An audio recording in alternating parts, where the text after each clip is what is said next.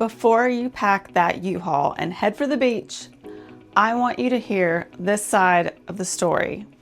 When I talk to people about moving to Brevard County, I also talk to the ones who quietly regret moving here. So today we're walking through the top reasons people regret moving to Brevard County, and importantly, how you can avoid being one of them. I'm not here to scare you away. I'm here to make sure you don't move here on a vacation fantasy and then wake up in a reality that you didn't sign up for. So hey, I'm Carrie Leota, a real estate agent here on Florida's Space Coast. I'm based in Merritt Island, and I specialize helping people relocate to Brevard County all over the place, like Cocoa Beach, Merritt Island, Viera, Melbourne, Palm Bay, and all those spots you're Googling when you're dreaming about palm trees and rockets.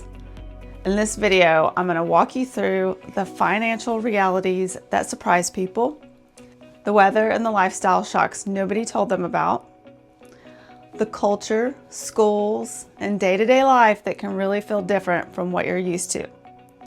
And by the end, you're going to know if Brevard is truly a great fit for you or choosing a different part of Florida. And if you decide to move, you'll do it with your eyes wide open. Let's start with the number one regret that I hear. We thought it would be cheaper.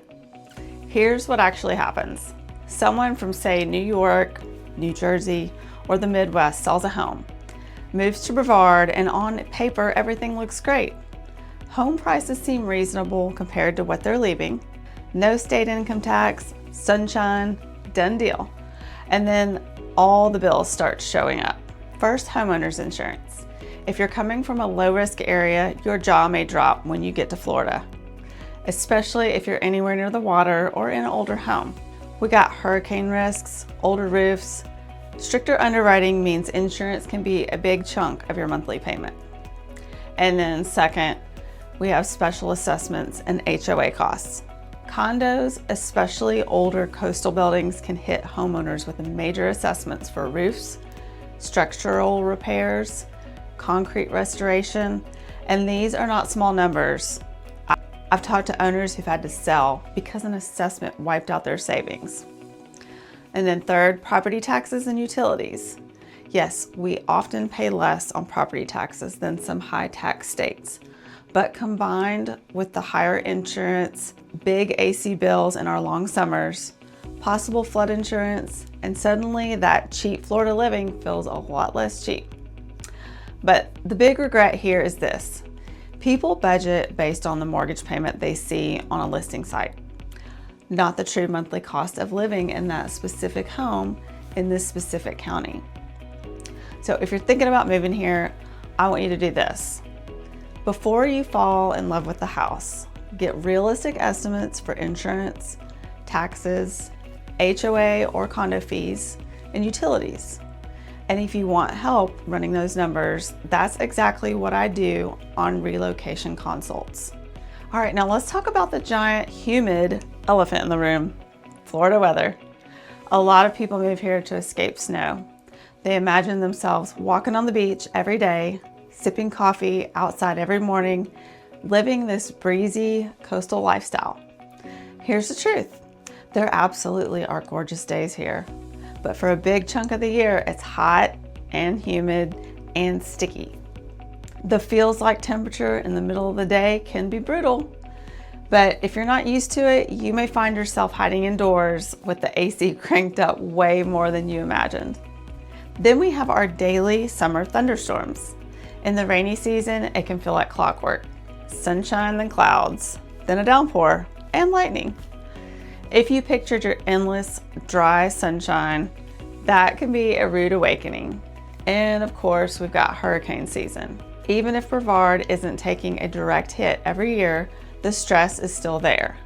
You're tracking storms, making evacuation decisions, hauling shutters, possibly losing power. Newcomers often tell me, I knew hurricanes were a thing, but I didn't realize how much mental and emotional energy they take. On top of that, we've got mosquitoes, no-see-ums, palmettos. Florida's still the subtropics. Evenings outside can be amazing, but they usually involve bug spray, screened-in porches, or both. So if you're thinking about moving here, ask yourself honestly, how do I handle the heat? Am I okay with months of heavy humidity? How do I feel about prepping for storms every year? The people who are the happiest in Brevard, and there's a ton of them, they're the ones that say, I'll take hurricanes and heat over snow and ice any day. And they truly mean it. And that was me. The ones who regret it usually underestimate this part. All right, the next big regret. We moved for lifestyle and assumed we'd figure out the job situation later. Brevard has a very unique economy. On one side, you've got aerospace, defense, tech, NASA, SpaceX, Blue Origin, Northrop, L3Harris, those types of employers. Those jobs can pay very well if you're in that world. On the other side, you've got a lot of service industry, retail, hospitality, restaurants, smaller local businesses. Many of those wages do not match the cost of living that people imagined when they decided to move here. So what I see is this. Somebody moves with no solid job lined up, or they assume they can easily replicate their old salary here. Then they get here, realize the local job market for their specific niche is thin, and they end up either underemployed or commuting much farther than they expected. Another scenario, people move here with a remote job, and then the company changes policy and wants them back in the office. Suddenly, they're stuck in a job market that doesn't match their skill. And if your income is tied to a specific industry or pay level, you need to pressure test that before you move. Don't assume we'll just figure it out. The regret I hear is we love living here, but the money side has been way more stressful than we planned. So if you're dreaming about this move, I want you to do a reality check. Do you have confirmed job or remote situation that's truly stable? Does that income support the real cost of living here? If you're not sure, that's a sign to slow down and plan. Now let's talk about something more personal. Brevard County is a mix. We've got beach towns, older Florida neighborhoods, newer master plan communities, pockets that feel more rural, and a range of political and social views. Some people move here from big, diverse, very progressive cities and are surprised by how different the local culture feels. You may see more visible political expression than you're used to. You may hear conversations or encounter attitudes that feel like very different from what your current bubble is. On the flip side, some people move here looking for a slower, more traditional, more conservative environment and absolutely love it. The regret happens when people assume beach town automatically equals laid back, apolitical, cosmopolitan coastal vibe. That's not always the case. There are areas that feel more like that and areas that don't. The other piece is lifestyle.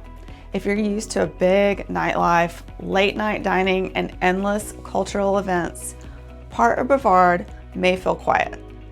Many businesses close earlier than people expect. We do have great restaurants and live music, local events.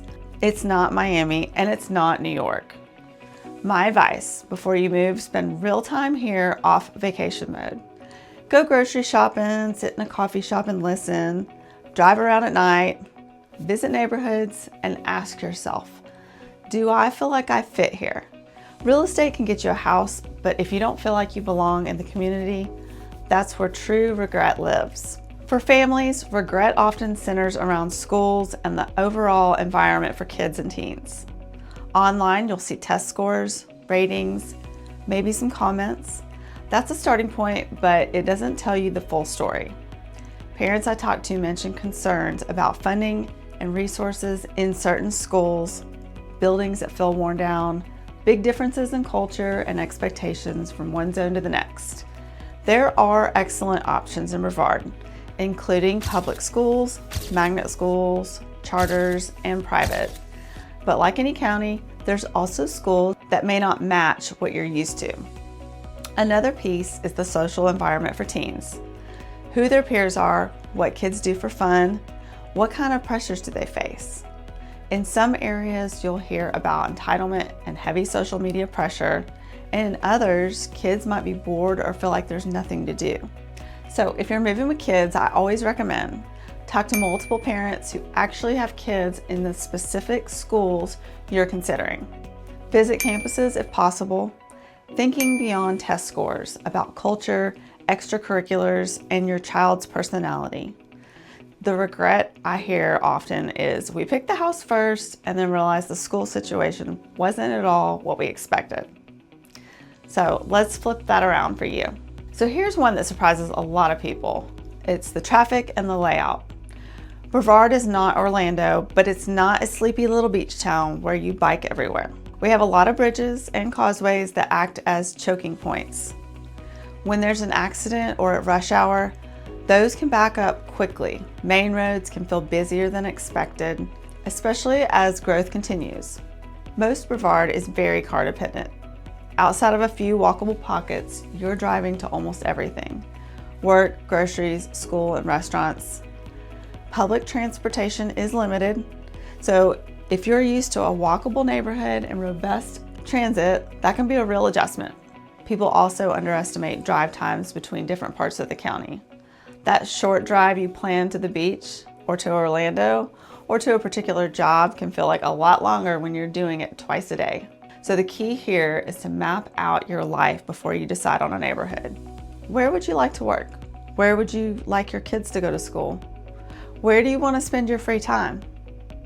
Then reverse engineer the areas and then it makes sense, because there's nothing worse than loving your house but hating the drive you're stuck with every day.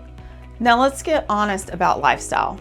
So many people fall in love with Brevard while they're on vacation. They're at the beach, they're watching rocket launches, going out to eat, exploring cute little downtown areas, and then they move here expecting every day to feel like that. But real life is still real life. There's work, school, drop-offs, errands, doctor's appointments, and if you came from a mega city with unlimited entertainment, you might hit a point where you say, is this it? So we do have fun things to do like boating, beaches, fishing, festivals, live music, farmers market. But if your ideal weekend is art museums, big concerts, and endless new restaurants, you're probably going to be driving to Orlando pretty often. Some people thrive here with a simpler, outdoors-oriented lifestyle. They love being on the water. They don't mind going to bed early. They're happy with a handful of favorite spots. Others get bored and restless. So ask yourself, what does my actual ideal week look like? Not your fantasy vacation week, the normal one. If that week exists here, you might love it. If not, Brevard might be better as your vacation spot than your full-time home.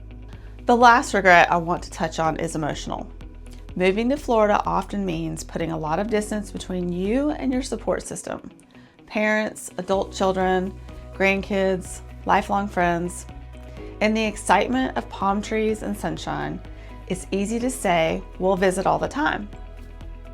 Then a year or two goes by, flights get expensive, health issues come up, you miss birthdays, ball games, random Sunday dinners. For some people, that's fine. They were ready for a new chapter.